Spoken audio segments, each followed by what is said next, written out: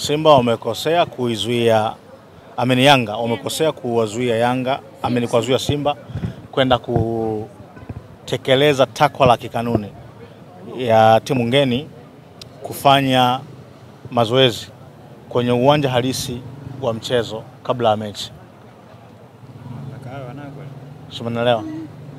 Achana na issue kwamba walipaswa kuwaambia and all that. Hiyo issue ya kuambia kikanuni haipo. Umeelewa? Hiyo issue ya kuambia kikanuni haipo. Okay, tufanye kweli hamjaambiwa. Sio? Lakini Simba wametoka Bunju wako pale. Basi la Simba limekaa mlangoni pale masaa mawili. Si ndio? Si wapo. Ilikosekana solution.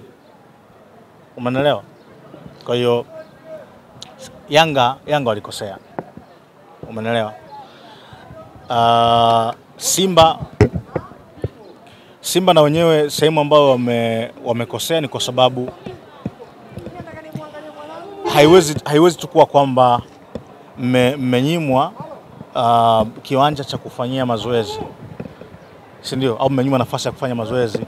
Maamuzi yakawa ni mechi kuahirishwa. Umeelewa? Bado nafikiri Simba walikuwa na nafasi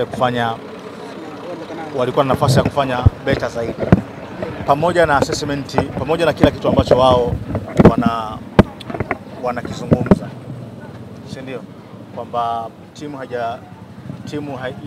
ingekuwa na nafasi ya kutoka train masaa 50 mpaka kuelekea kwenye mchezo. Umeelewa? Wachezaji wamekaa muda mrefu kwenye basi na kila kitu. Bado walikuwa na nafasi ya kutazama kwa upana zaidi hii situation na kuruhusu jamu iende kuchezwa. Umeelewa? Kwa hiyo kila mtu ana share yake ya lawama. Yanga ana share yake ya lawama, Simba na wenyewe wana share yao ya lawama. Kwa kila mtu anastahili lawama. Shukrani sana. Karibuni sana.